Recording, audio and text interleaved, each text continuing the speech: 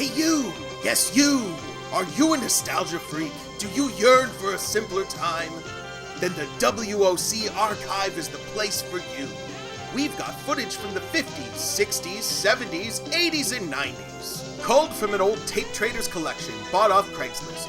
You'll find obscure and lost TV, news, interviews, music, sports, and everything in between.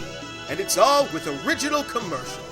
Every day a new tape, every day a new adventure. Subscribe today to the WOC Archive. This is Jane Gilbert. Warring sides in Bosnia negotiate the surrender of Srebrenica. And Finance Minister Don Mazinkowski drops strong hints about the upcoming spring budget. Details at 11 on The World Tonight. This is a CanWest Global System production. Hello, everyone. Welcome to the WOC live stream. Tonight we've got something very special. We're kicking 2024 off with a bang. We've got 6 episodes of Alfred Hitchcock Presents, but not the original Alfred Hitchcock Presents, the 1980s remake, which, amazingly enough, most of which was shot here in Toronto. And because of that fact, I thought, what better time to bring Brian Donnelly of one of my absolute favorite Instagram accounts, Toronto Film Board, in to watch some clips and talk about shows and movies and such that have been shot here in Toronto. So welcome, Brian. Thanks for joining. Thanks for having me. It's a real pleasure. Of course. Yeah, of course. I love your Instagram account. It's really cool. I love the way that you superimpose the old footage on top of new stuff. It's really awesome. Thank you. It is, I don't know. It's something I've allowed to kind of take over my life for the last couple of years. And finally, beginning to put it in front of people is exciting. It's good to see people responding to this kind of like bizarre form of animation that I've started. It's really cool, and it's one of those things like I can't believe that somebody else didn't think of doing it before, which makes it also really awesome. It's such a neat idea.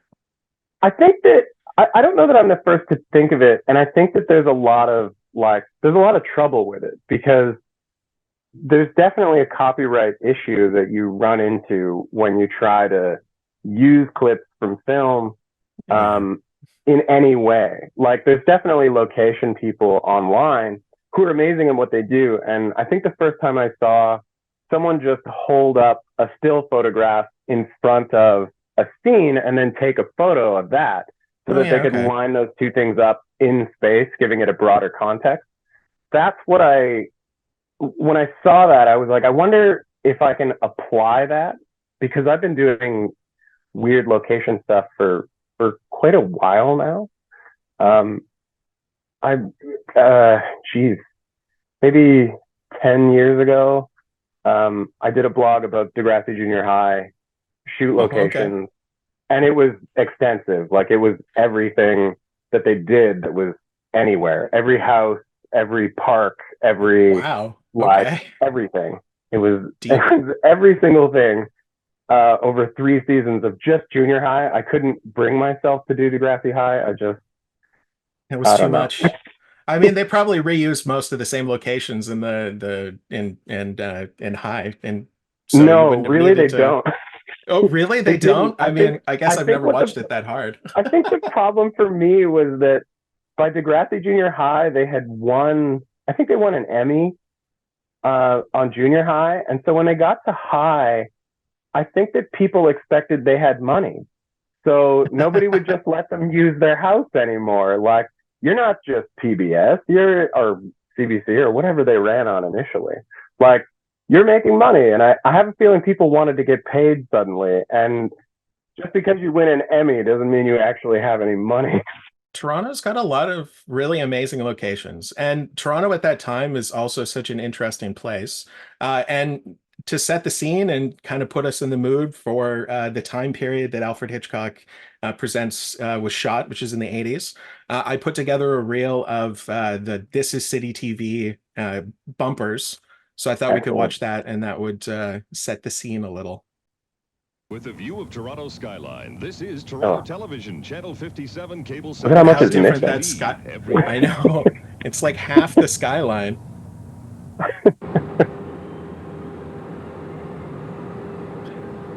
And I love his voice too. He's got such a smooth and perfect voice for TV. Mark Daly. Yeah. I have kind of some loose connections to a person who apparently has almost an identical voice.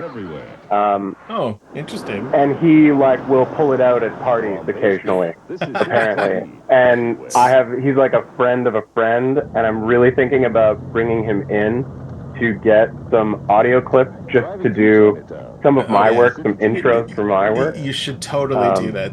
That's a great idea. It's another layer of like things that I would need to solve. So right. Here's oh, where the look Blue at Jays used you, to play. Exhibition Stadium. Yeah, I know. Wow, eh? These are some old ones. So this comes mostly from Twilight Zone and Night Gallery episodes that aired in the 80s at nauseum. Oh, apparently. the clock was like my favorite part of all of these bumpers. I love the clock. Well, yeah, you put one on one of your videos. In my earliest videos, I tried to copy this, but it doesn't. A lot of people don't really understand the reference anymore. Oh, I totally got it the first time I watched it. Oh, driving up past the library that they blew up in that movie. Or they didn't blow it up. It looks like Robart? OCP headquarters, sort of. I think that's Robart, isn't it? Yeah, it's Robart's, yeah. And then I love these weird, like, little, just funny ones. It's just weird, random shit happening, like a dog drinking out of a fountain. Why would you focus on this? I mean, these are such a great time capsule of what Toronto was at this time, and 100%. how I perceived Toronto to be before I moved here. I moved here in '99, but like as a kid, like I grew up in St. Catharines. Like you watched City TV, like that's where the best stuff was. All the content was amazing. All the movies were questionable. Everything was great. Yeah, I totally agree. I watched so much Star Trek on City TV when I was a kid. Oh yeah. I think that's the only reason I watched Star Trek is because it was on City TV, and I just never changed the channel. Right?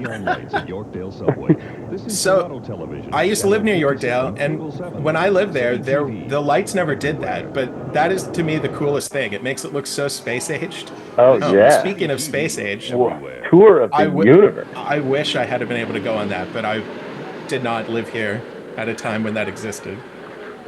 I may have gone to it, but I don't really have a full memory of it. This is City TV everywhere. Oh. There you go. So there's a little bit of Toronto in the 80s. Those are lovely. Those are like early to mid 80s because they're referencing Channel 57, Cable 7, which is really interesting. They dropped that by, I think 87, they dropped it and started using something else. And then they started saying like just movies, music, television, I think was what it said at the bottom. Yeah. Cable 57 or Cable 7, Channel 57. Really interesting. Like just to see it there. Just to remember the world when you had that option of like, not cable and going off of antenna. Oh, what a wild time. Yeah, I have like about 40 or 45 minutes of those cut together because I just pull them. And I mean, I don't know what to do with them, but it is a really like warm and comforting thing to just watch in a row because it's such an interesting snapshot. And it's it's very warm and fuzzy to me watching those. Yeah. You know what? I think I feel the exact same way. There's a certain amount of nostalgia attached to Mark Daly's voice and these kind of bizarre snapshots of a city that wasn't the city that it is now. It's a very busy, bustling, crazy city now. And then it was a city just trying to kind of figure out who it was with a really new kind of television industry. Like it really wasn't that big at that point. When does City TV come into existence? Like 77 or something like that? Yeah, something like that. The late 70s. Yeah. So, and then like the film industry starts really growing at this point because that's when we started the tax shelter program. So like the tax sheltering, we get growth between 77 and 87 for the entire industry. And like that really shapes what Toronto becomes as a film and television city. Totally. And to see the city that way as it's like growing and figuring itself out. I really like, I don't know, I could probably wax poetic about City TV for for hours. months. Yeah, no, Just a totally. Yeah. full, maybe that's the It's thing. Maybe it's like a 45-minute poetry experience over top of City TV bumpers there you for go. 45 All right. minutes. Let's talk after this and figure something out. I like that idea. That's perfect. All right. Well, I put together a reel of some of my favorite of your videos. Okay. So I thought we could watch that. I did kick it off with the trailer that you also posted, so you get a bit of an overview of all the various videos.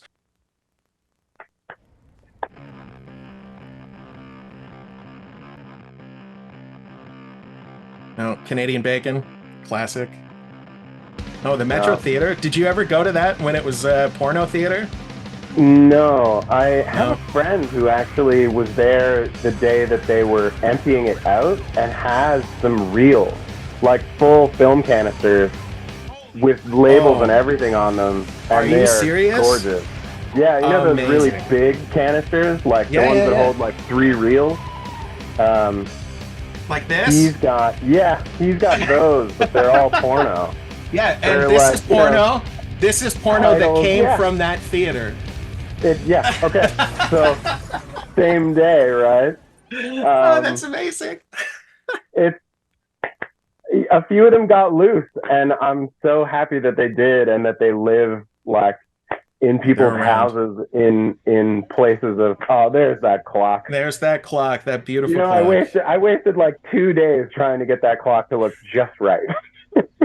Well, and it shows. That's the attention to detail really stands out. And I'm really impressed at how you're able to morph the image to fit, like, to find the lines in it. It's really, really impressive. It is actually a very like painstaking process to like actually make this happen. Is far more work than it ought to be. God, this is my favorite scene from Tommy Boy, I think. What a great movie. It's too bad he didn't live to play Rob Ford. He would have been the greatest Rob Ford of all.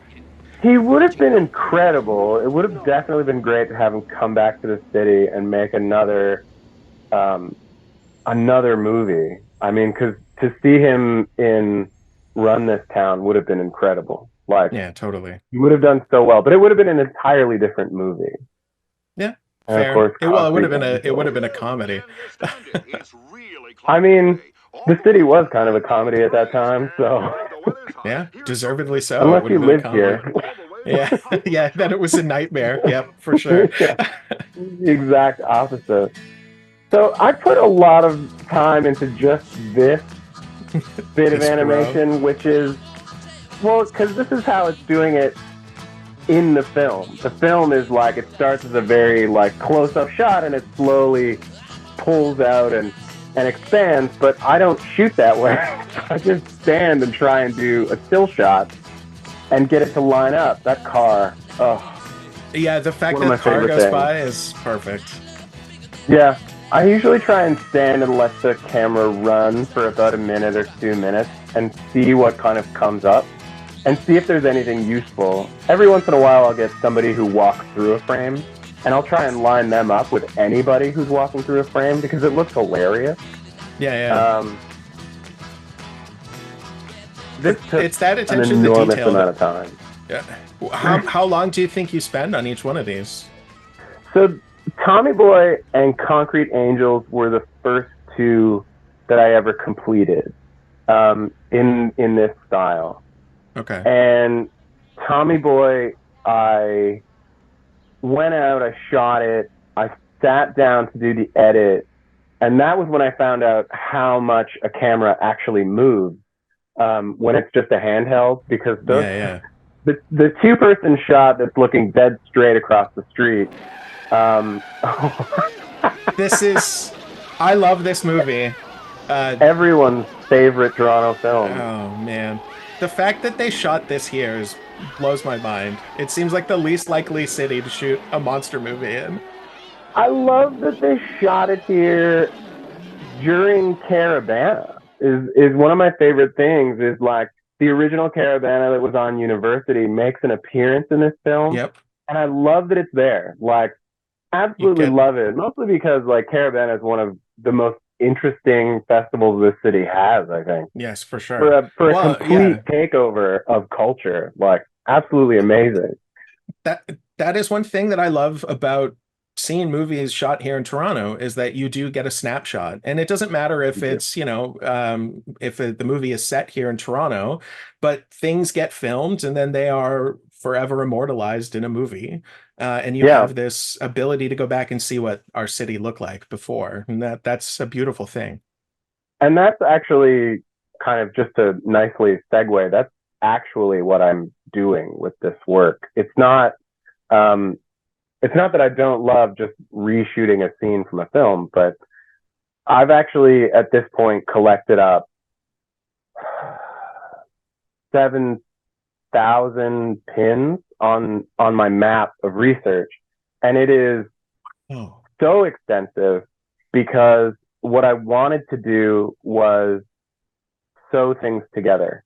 So to have these movies not just exist in that space, but run into each other in that space and recreate a kind of video cartography of a city as it existed through multiple decades. Because in some locations, you can actually have like 5 or 6 things run over top of each other and still kind of make sense.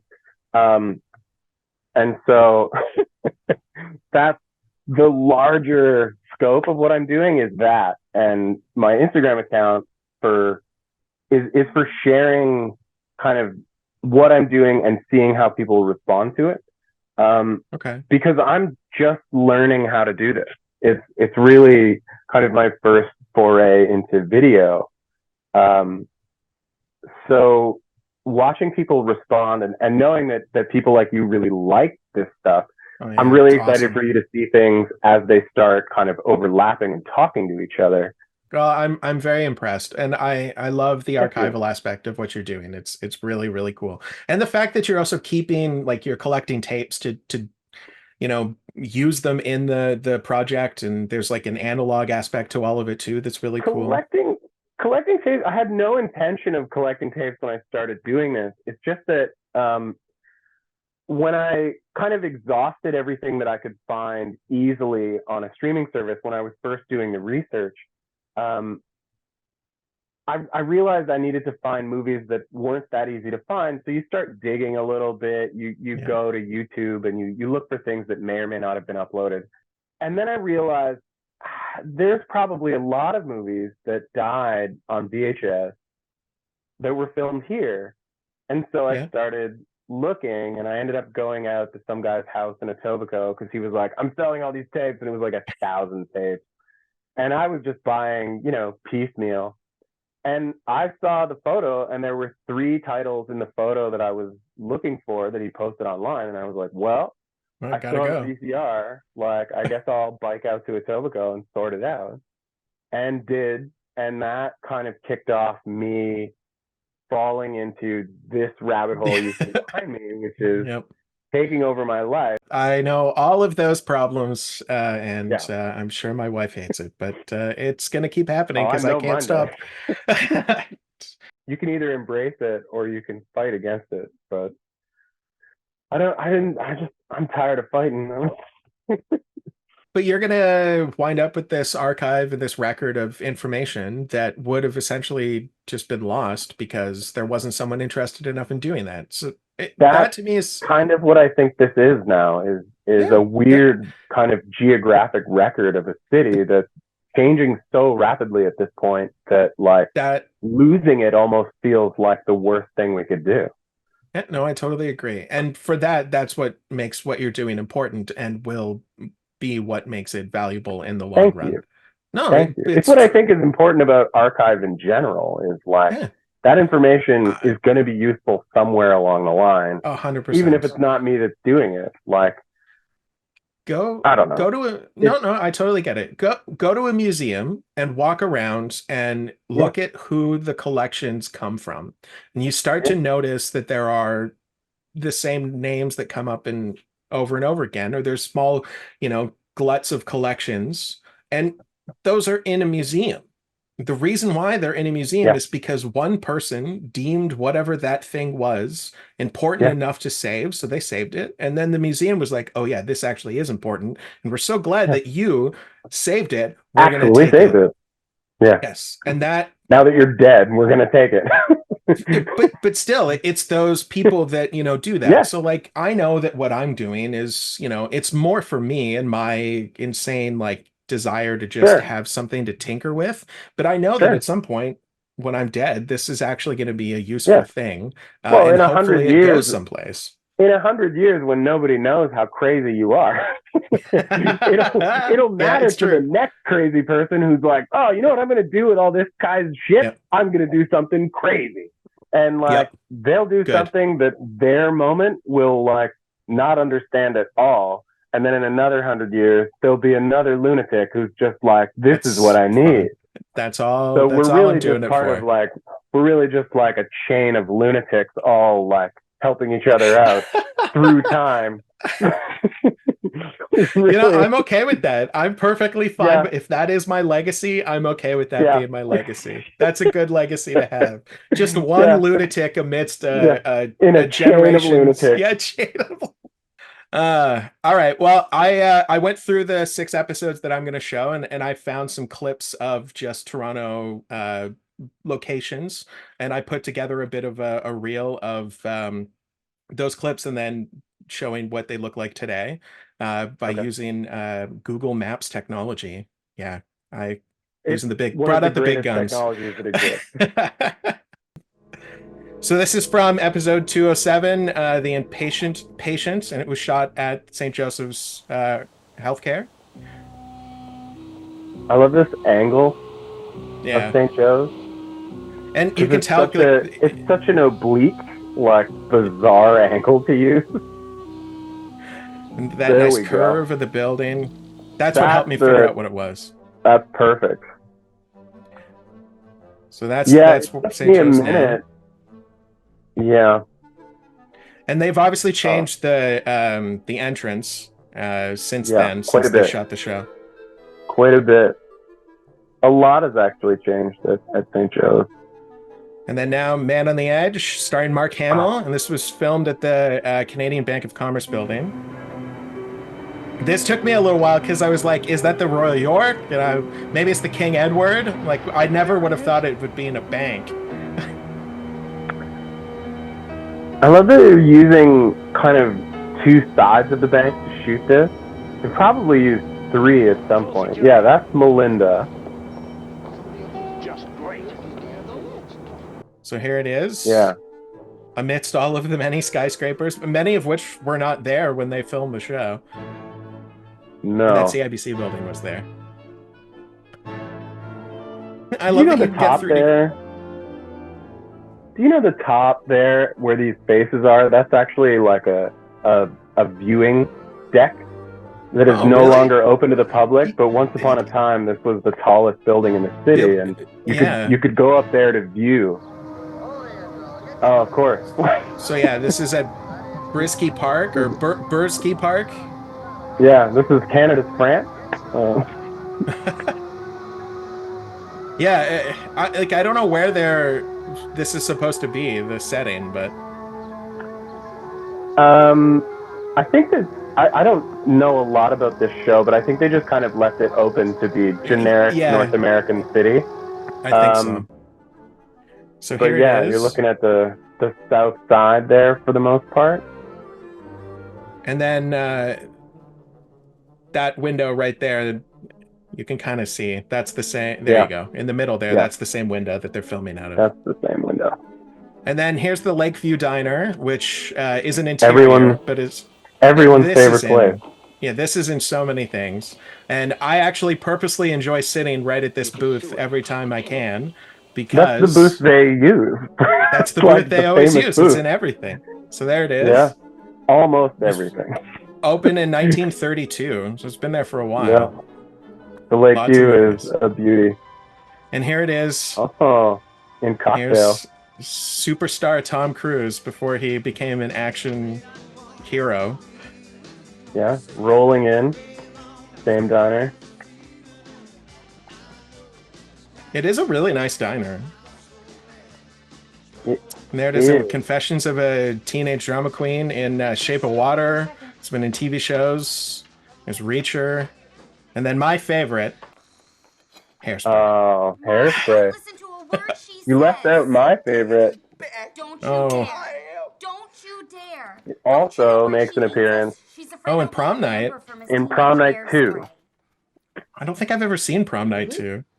Prom Night 2 is arguably the best prom night film. Oh, wow. So then here's the last episode of the series finale, South by Southeast, which is basically North by Northwest, just remade here, actually set in Toronto during the filming of an episode of the show. And then at the end, the producer gets taken off. He gets like pinned with it, but it's the actual producer of the show. And this was filmed at St. James Park. So there's St. James Cathedral and the St. Lawrence Hall, which you can see in the shot. Yeah, this is a good way to kind of explore this for people who aren't familiar using Google Maps the way that you're using it. You'd have no context if you didn't know. So there you go. That's just a little bit about some of the locations that are going to be featured in tonight's episodes. Those are. I love that they shot the show here, and they shot a lot of television at that time in the 80s. Like they shot the Twilight Zone remake, the Outer Limits remake. What's Top Dogs? Friday was the like 13th? a cop show. Friday the 13th. Oh yeah, the Friday the series. 13th show. Yeah, Farscape was shot here. Yeah, there's so much television. It's funny because I get asked about TV a lot because of what I'm doing. People love to. Well, once you start being public about, being a film location nerd, people really start to tell you about things they know. And I love that because as the person I am, I argue with a lot of people when they're wrong. But, but it's their fault for being wrong. But people also really love to tell me about TV. And I always say the same thing, which is I can't go into TV. I had to set a boundary somewhere. And the boundary is TV, and the geographic boundaries are, marked like the 427 and Morningside are like my east and west, and the 401 and the as far lake. as you go. But once you get deeper into the archive, you got to start calling it. You got to bring in other places. That's what happens. Yeah, just finish up Toronto. Territory. Yeah, finish up with Toronto. That'll only take you another. To do. Yeah, that'll only take you another decade, and then you can move on to. It's starting to feel like it's going to take a decade. I've spent the last 3 days trying to animate a scene that is 25 seconds long. It's killing me. It's taken days, but I'm almost there.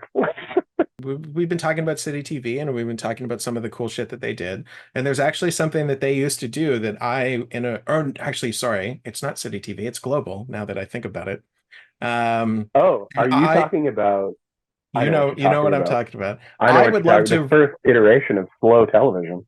Yeah, literally the birth of slow television, which is there's 3 versions. There's Night Walk, there's Night Ride, and there's Night Drive, I think is what it's called. And it's basically just they're going around the city at night and they're filming, and there's nice jazz music. And I think that would be really cool to remake now, because it would be really easy with like put your phone on a gimbal and walk around. Yeah. It wouldn't take much technology. Yeah. Well, I pulled a clip from Night Walks, which features Yorkdale with those crazy lights going, and it makes the station kind of look like a alien spaceship in a weird way. So here's something to lull us all to sleep before we watch Alfred Hitchcock Presents. It's the saxophone that really sells it. It's so good. It makes it seem like it should have been a Blue movie on City TV. Yes, definitely. That's kind of why I thought it was City TV at first. You just never get to anything even remotely like Blue about it. It's just somebody walking around. It's very innocuous. There. Yeah, there's the lights.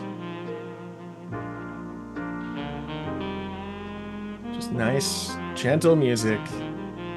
This is definitely makes it into a couple movies as well. Yeah, But yeah, this is definitely slow TV at its beginning. I can't think of any other version of it.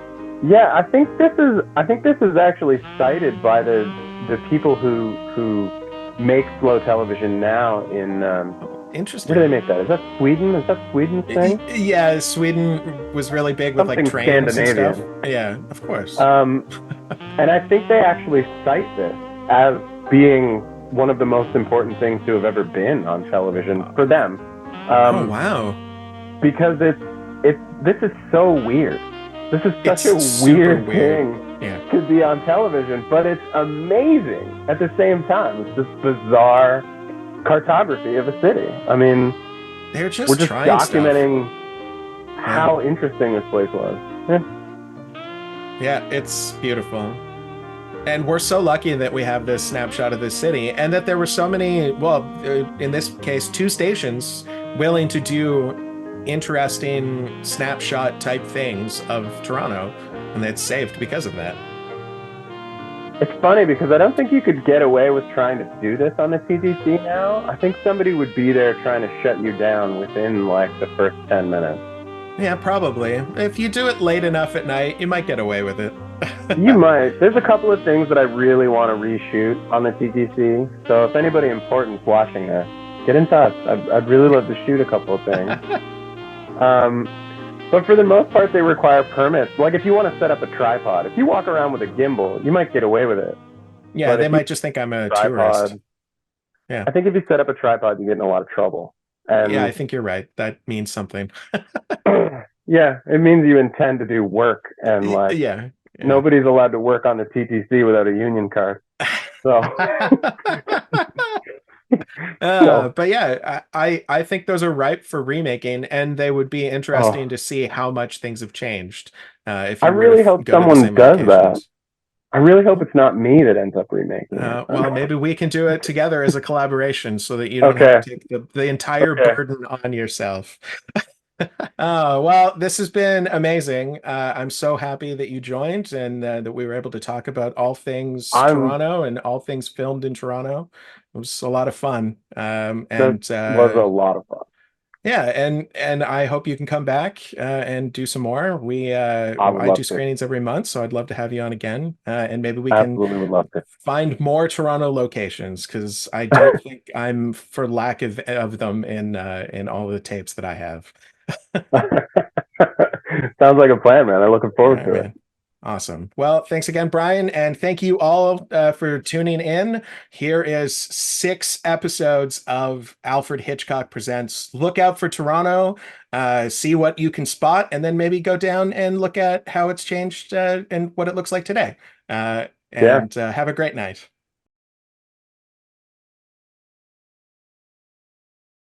Hey Weirdos, Adam for Video Hosers, doing On the Beat, but a real downbeat.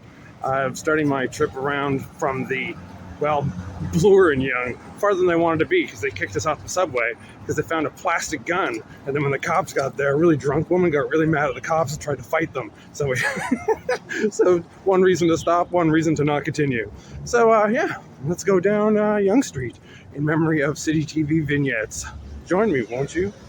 I have memories of being here when I was a kid. I'm now hitting the area where it all becomes really high buildings. Back when I was little, it was all like porn shops and peekaboo shops. Those were all cleaned up eventually, and then nothing particularly got any better. Shocking. Coming up on Dundas and Yonge, it's pretty city view there. However, no independent businesses like there was back in the vignettes. Walking into laundries and bagel shops. Unless you want to get your nails done. There's lots and lots of those. Endless of those. Wait a minute. Hang on a second. Oh, damn, how long's IKEA been here? And don't worry, there's a McDonald's on every cross street all the way down here. Every goddamn street. Hey, it's that place they filmed that Hulk movie at, and the Suicide Squad nobody liked. And all the vignettes had the legendary Sam the Record Man sign on them. It's right here, and now it's gone. Now it's the Scientology building. No, I'm kidding. It's not actually the Scientology building. That's gone too. This is part of Ryerson University, or Actually, it's not called Ryerson anymore. I don't even know what it's called anymore. All right.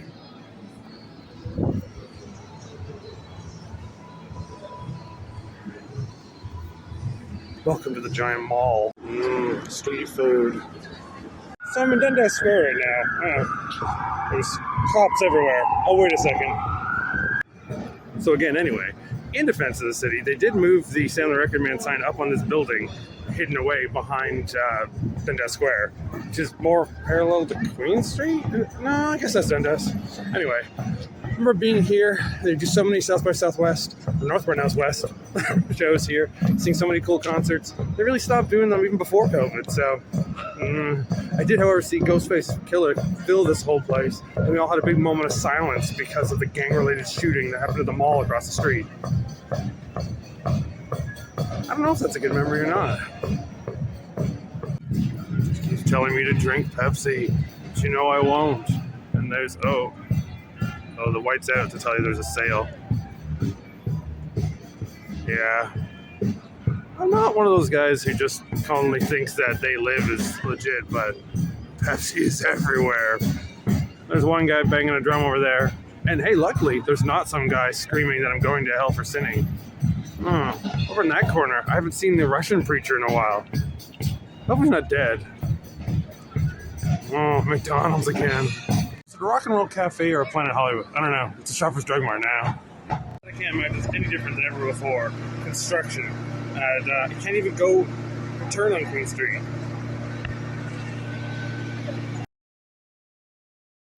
Audio replays for the sake of copyright, because you never know with YouTube. Woo! Isn't it pretty? The CN Tower in the background of the legendary Much Music offices. Remember when they used to play music videos? Just says a lot of Bell Media. It says CTV up there. CP24 truck's still there. I don't see City anywhere. Oh well. It may not be the 90s anymore. The Much Music building may not be worth all that much, but still, no matter what, Rick Campanelli's face is still around there. Weird. So I didn't take you through Kensington Market because it's a timepiece. It stayed exactly the same forever. Super slow, much more calm there. And, it's fine if you're stoned all the time. But anyway, yeah, this way I could trust one of the locals who would film me from a distance so I could show myself. Because you know what? In closing, Toronto is not that bad. Hey, wait a minute, wait, no, come over here.